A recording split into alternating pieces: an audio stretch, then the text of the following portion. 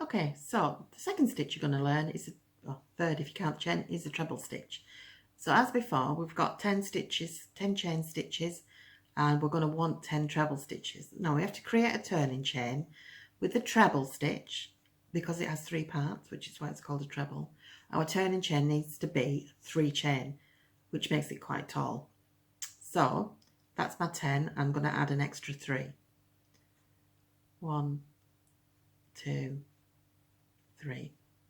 So those 3 are our turning chain, those first 3. So we ignore them, 1, 2, 3, and the first stitch we work into is that one there. Now the treble stitch, very similar to the other one, just slightly longer. So, but you start by putting your yarn around your hook before you go through the work. So there we go, yarn around hook. We're going through the work at the 4th chain, yarn round the hook again, pull through. Now you can see we've got 3 loops on the hook now. So this is what makes the height. We don't pull the yarn through all 3 at once. We do it in 2 stages.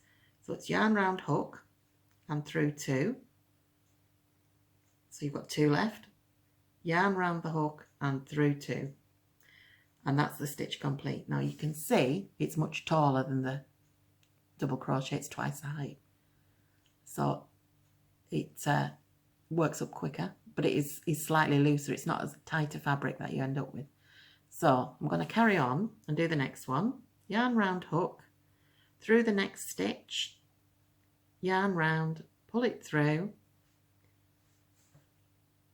yarn round, pull it through 2 stitches, yarn round, pull it through 2 loops, sorry, not stitches. So yarn round, through the next chain stitch, yarn round and pull it through, 3 loops on the hook, yarn round and pull through 2, yarn round and pull through 2 to complete the stitch. Yarn round, through the chain stitch, yarn round and pull it through, 3 loops on hook, yarn round and through 2, and yarn round and through 2. And that's treble stitches. They're easier to count because they're quite tall, but unlike with the double crochet turning chain, you actually count the 3 chain as a stitch in this one. So 1, 2, 3, 4, 5, we're halfway through. We'll carry on with the rest of the stitches and I'll show you what it looks like when it's finished. Okay, so we've got to the end of the row here. We've got 10 stitches. Now, as before, it's a 3 turning chain and it also counts as a stitch. So you turn your work, do 3 chain to start. 1, 2, 3.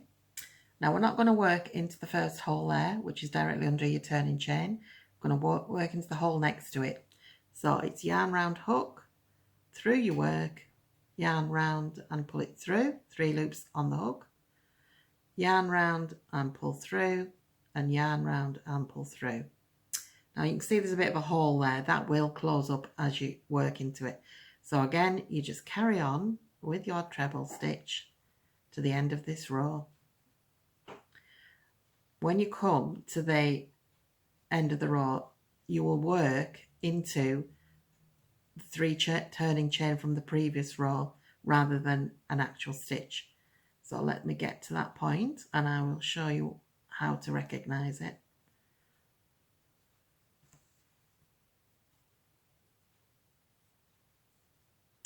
There's your last stitch, the last proper stitch, so we'll go in there, and then where your 3 turning chain are, we just go into the top one of them to make the stitch. So it's yarn round, through the last chain, pull it through, yarn round through 2, yarn round through 2. That's the end of your row. So then you just carry on working like that. Okay, so just another couple of things that you need to know. First of all, it's fastening off. When you get to the end of your work, you need to know what to do. So this is, we've got the end to the end of our last stitch.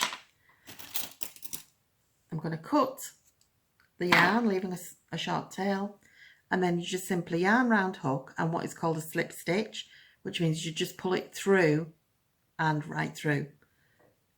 Tug it and it becomes tight and it finishes the row. Now, the other thing you might need to do is change colours. And there are two ways of doing this.